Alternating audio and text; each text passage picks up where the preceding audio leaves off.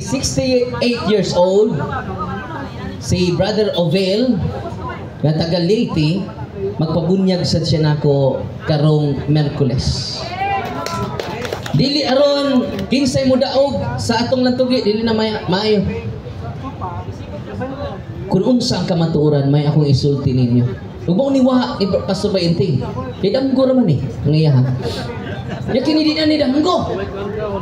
Gisulti jud as Ginoo. Ya ang pan nga akong ihatag kaninyo, mao ang akong unod.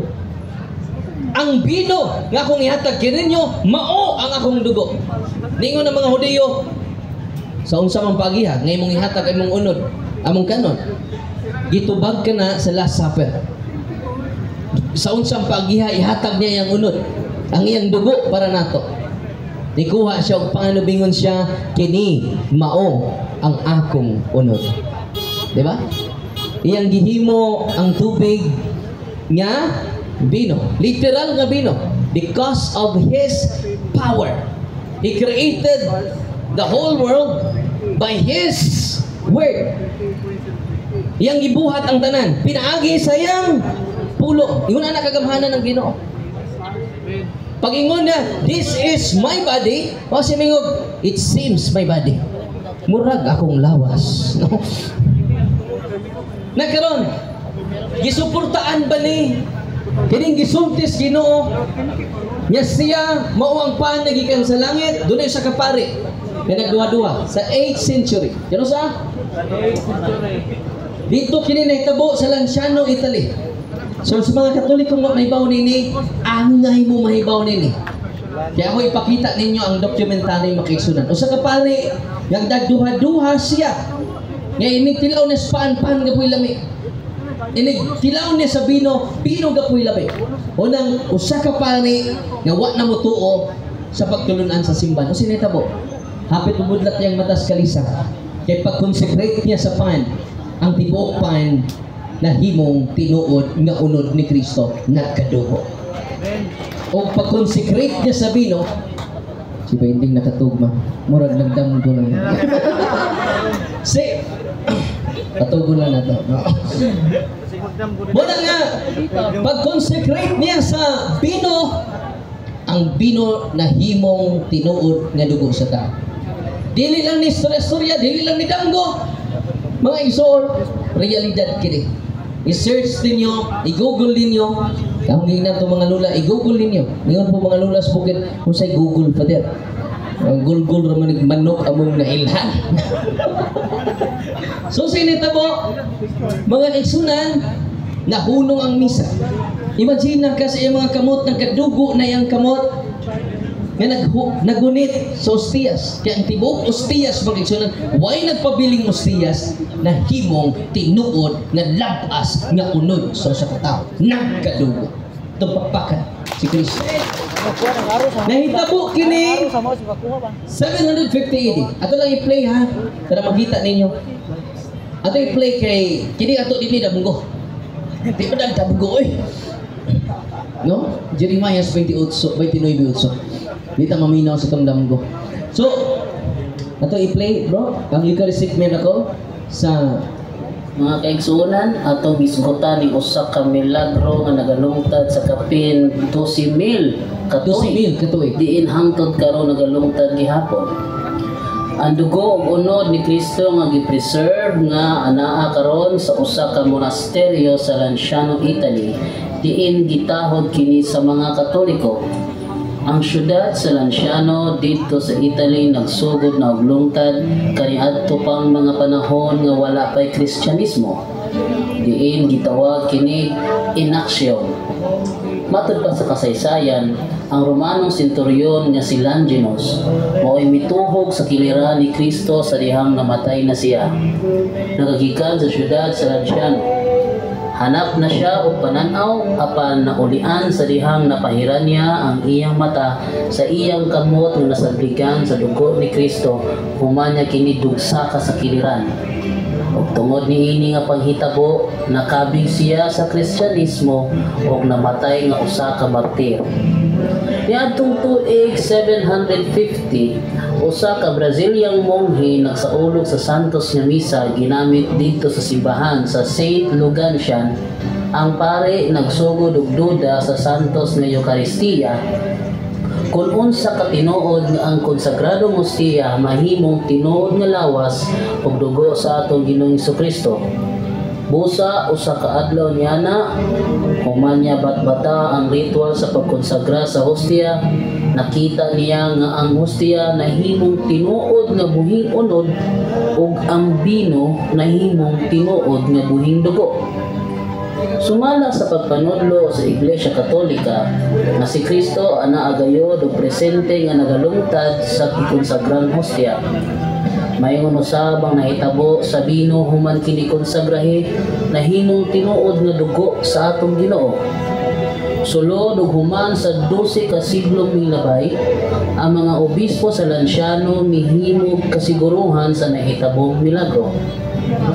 Busa ni adtong 1981 mikuha sila parte sa giingog hostia nga nahimong unod ug sa bino nga nahimong dugo aron paimbestigaran sa mga scientists. Usa sa mga niimbestiga mao ang inila nga si Professor Eduardo Linoli, usa ka professor sa Anatomy and Pathological Scatology o Chemistry and Clinical Microscopy. Diin gi-assist siya ni Professor Ruggero Bertelli sa University of Siena. Gibuhat nila ang usa ka scientific investigation sa maong unod ug dugo diin ila kining gidokumento pinaagi sa mga microscopic photographs. Ang resulta sa maong scientific investigation nga ang unod tinuod gayud nga unod ug ang dugo tinuod gayud nga dugo. Ang unod adunay muscular tissue sa kasing-kasing nga gitawag og myocardium. Ang unod ug dugo nagagikan sa usa ka tawo.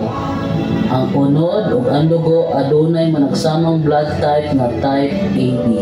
Ngadto sa dugo aduna sila nakita nga mga proteins nga makita sa presko ug normal nga dugo. Nakakita pud sila mga minerals diha sa dugo nga mao ang chlorides, phosphorus, magnesium, potassium, sodium ug calcium. Matod pa sa scientist na si Professor Eduardo Linoli nga mao'y naghimong scientific investigation sa maong unod ug dugo miingon siya. Though it is alien to my task, strictly speaking, I felt I should insert the following reflection into the study just completed. The clarification which comes through in these studies of the nature of the flesh gives little support to the hypothesis of a fraud perpetrated centuries ago.